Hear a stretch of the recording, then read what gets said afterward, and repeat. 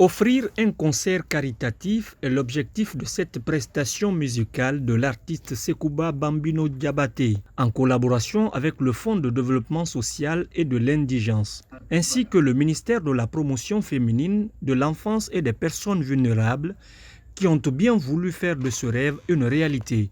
Le service humanitaire de l'État guinéen, sous la tutelle technique du ministère de la promotion féminine, de l'enfance et des personnes vulnérables, se réjouit de la force et de l'énergie que vous avez apportée à cet événement qui est à sa première édition.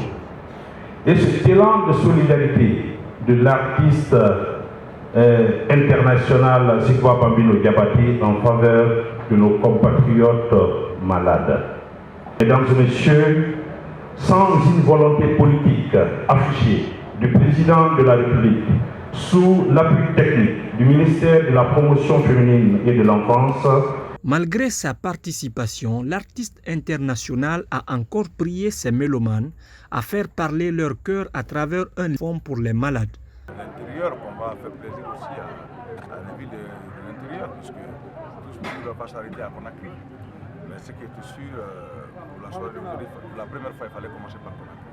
Et ce qui est sûr, moi je suis avec mon bible, je suis avec ma malade et voilà, on est ensemble. Oui, je suis vraiment satisfait. Je profite de l'occasion de dire merci quand même. D'abord, merci au Fonds de développement social de l'indigent pour tous les malades.